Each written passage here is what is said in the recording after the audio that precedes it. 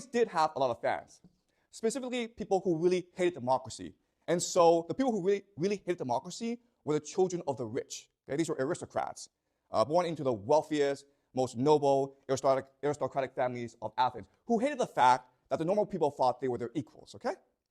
Now, this is not a great play. Okay? This is not a famous play of Greece, but it tells you what Athenians thought of Socrates at this time. Okay? And it shows us that Athenians didn't think much of Socrates. He worships the clouds, right, which is nothing. So what they're saying is Socrates makes things out of thin air. Okay? He's just a fraud. He's a manipulator. He's a liar. But so what Socrates did was he taught them basically mental or linguistic kung fu, right, to go beat up these commoners who dare to think they're equals. One of the most famous of Socrates' students included Plato, who we all know, but also Alcibiades, who was one of the wealthiest members of Athenian society, and he actually became leader of Athens as well. Okay, so Socrates had his fans, and because Athens was such a wealthy and open and tolerant society, they allowed Socrates to basically do whatever he wanted. Okay, until 404 BCE.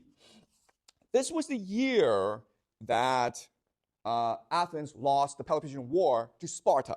Okay, and when Athens lost the war, Sparta did not burn Athens down.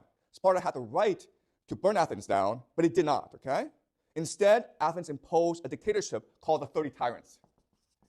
And the 30 Tyrants came from the wealthiest families of Athens, who also happened to be students of Socrates. Okay, Socrates did not actually participate in a tyranny. Okay, Socrates refused to participate in a tyranny, but there were many of these tyrants who were Socrates' students, and they were terrible people. They killed at least 5% of the Athenian population.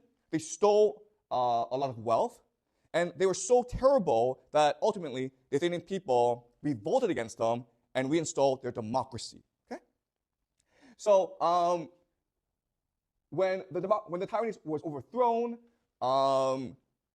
the 30 tyrants were exiled, but most people were given clemency. Okay, they were forgiven if they participated in the regime.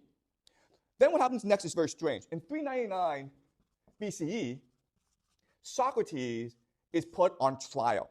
Remember, this is after the democracy is